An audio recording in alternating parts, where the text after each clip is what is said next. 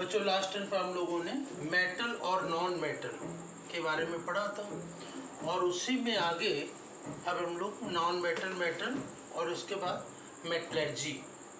Metallurgy में हिंदी में कहते हैं धातु कर्म, मतलब कि ओर से मेटल कैसे निकालते हैं उसके बारे में हम लोगों ने पढ़ा था। आज उसी के कुछ क्वेश्चन आंसर डिस्कस करते हैं। सबसे पहला क्वेश्चन है what is metals, give to examples. Metals क्या होते हैं? मेटल्स जिसमें कि good conductor of heat, conduct electricity, metal जिसमें विद्युत धारा प्रवाहित हो जाती है और हीट पास हो जाती है, तो उसे मेटल्स कहते हैं। मेटल्स इलेक्ट्रॉन डोनेट करते हैं। मेटल्स क्या होते हैं? इलेक्ट्रॉन डोनेटर होते हैं। तो इस प्रकार से इलेक्ट्रॉन डोनेट करने वाले मेटल्स कहलाते हैं। इलेक्ट्रॉन्स को डोनेट करने वाले मेटल्स कहलाते हैं। और मेटल्स जो होते हैं, two example iron and sodium. Iron और सोडियम क्या है? मेटल्स है। ये इलेक्ट्रॉन्स को डोनेट करते हैं। ठीक है, सोडियम एक सॉफ्ट मेटल है और आयरन एक हार्ड मेटल है। दूसरा क्या है? Define non metals. Non metals क्या होते हैं? जो इलेक्ट्रिसिटी जिसमें कंडक्ट नहीं होती है और not bad conductor of heat and electricity is known as non metals. Two examples, non metals के टू एग्जाम्पल्स कौन होंगे? कार्बन और सल्फर, ये नॉन मेटल्स होते हैं। What is meant by electropositive nature of a metal. Electropositive nature क्या होते हैं? इलेक्ट्रोपॉजिटिव जैसे बताएं, जो इलेक्ट्रॉन डोनेट करता है वो इलेक्ट्रोपॉजिटिव होता है, जो इलेक्ट्रॉन लेता है वो निगेटिव चार्ज लगता है। Electron donator positive charge, electron acceptor minus charge. तो यहाँ पर क्या है? What is mean by electropositive nature of metals. तो इलेक्ट्रोपॉजिटिव नेचर का मतलब ये इलेक्ट्रॉन्स को डोनेट करते हैं और जो मेटल्स जितने इलेक्ट्रॉन डोनेट करता है उसके ऊपर उतना ही पॉजिटिव चार्ज लगता है। इसके पश्चात नेक्स्ट देखते हैं, इसमें इलस्ट्रेट विद एन एग्जांपल। जैसे सोडियम है, सोडियम के इलेक्ट्रॉन कितने होते हैं? 11। तो फर्स्ट सेल में 2, सेकंड सेल में 8 और थर्ड सेल में 1 इलेक्ट्रॉन होते हैं। आउटर मोस्ट सेल में 1 इलेक्ट्रॉन होता है, तो 1 इलेक्ट्रॉन ये डोनेट करता है, तो इसके ऊपर 1 पॉजिटिव चार्ज हो जाता है और इसको ऑक्टेट कंप्लीट होता है। आउटर मोस्ट सेल में 8 इलेक्ट्रॉन हो जाते हैं। तो इस प्रकार से सोडियम 1 इलेक्ट्रॉन डोनेट करता है, इसके ऊपर 1 पॉजिटिव चार्ज आ जाता है। इसी प्रकार नेक्स्ट पूछेंगे, specify the position of metals and non metals in the periodic table. Periodic tables में मेटल्स और नॉन मेटल्स की पोजीशन बताइए। तो मेटल और नॉन मेटल्स की पोजीशन क्या होगी? पीरियोडिक टेबल को 4 ग्रुप में डिवाइड किया गया है, S block, P block, D block और एफ ब्लॉक। तो इसमें क्या होता है? पी ब्लॉक में, एस ब्लॉक में मेटल्स होते हैं, पी ब्लॉक में मेटल, नॉन मेटल और मेटेलॉइड्स तीनों मिक्स होते हैं, डी ब्लॉक में मेटल्स होते हैं और एफ ब्लॉक में भी मेटल्स होते हैं। तो सभी जगह मेटल हैं, एस ब्लॉक में भी, डी ब्लॉक में और एफ ब्लॉक में। और जो पी ब्लॉक है उसमें मेटल, नॉन मेटल्स और मेटेलॉइड तीनों को मिला के रखा गया है। तो ये पीरियोडिक टेबल में पोजीशन होती है मेटल और नॉन मेटल्स की। इसके बाद what do you understand by the terms malleability and ductility. Malleability और डक्टिलिटी हमने बताया कि ये किसके नेचर है? मेटल्स के। ये मेटल्स की प्रॉपर्टी होती है मैलिएबिलिटी एंड डक्टिलिटी, मतलब कि मेटल्स को पीट करके चादर के रूप बनाया जा सकता है, सीट का रूप दिया जा सकता है। और डक्टिलिटी इसको तो क्या खींच करके तार बनाए जा सकते हैं।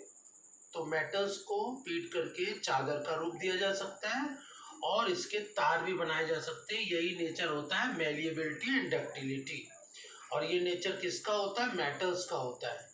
नॉन मेटल्स है जो होते हैं उनको ना पीट करके चादर के रूप में परिवर्तित किया जा सकता है और ना ही उनके तार बनाए जा सकते हैं। तो ये नेचर मैलिएबिलिटी और डक्टिलिटी किसका होता है? मेटल्स का नेचर होता है। What is meant by sonority? Sonority क्या होती है? मेटल्स को पीटने पर एक स्पेशल टाइप की साउंड होती है, आवाज होती है, उसको सोनोरिटी कहते हैं। यह सोनोरस नेचर ऑफ मेटल। तो जितनी भी मेटल्स होती है, धातुएं होती है, उनको पीटने पर एक विशेष प्रकार की आवाज होती है, इसी को हम सोनोरिटी कहते हैं। और ये किसका करेक्टर है? मेटल्स का। नॉन मेटल्स को पीटने पर विशेष प्रकार का जो साउंड होता है वो नहीं होता है। अगला है how do metals react with oxygen? तो मेटल्स ऑक्सीजन से कैसे रिएक्ट करेंगे? मेटल्स जो ऑक्सीजन से रिएक्ट करेंगे तो मेटेलिक ऑक्साइड बनाएंगे। मेटेलिक ऑक्साइड कैसा होगा? बेसिक होगा। बेसिक, तो मेटल बेसिक होते हैं। इलेक्ट्रॉन डोनेटर होते हैं। सोडियम मेटल है, ऑक्सीजन से रिएक्ट करेगा तो सोडियम ऑक्साइड बनाएगा ऑक्सीजन से रिएक्ट करके। Discuss the formation of magnesium chloride. Magnesium chloride का फॉर्मेशन डिस्कस कीजिए। तो मैग्नीशियम क्लोराइड कैसे बनता है? तो मैग्नीशियम का एक एटम और क्लोरीन के 2 एटम मिलकर के मैग्नीशियम क्लोराइड बनाते हैं। मैग्नीशियम के आउटर मोस्ट शेल में 2 इलेक्ट्रॉन होते हैं और क्लोरीन के आउटर मोस्ट शेल में 1 इलेक्ट्रॉन की कमी होती है।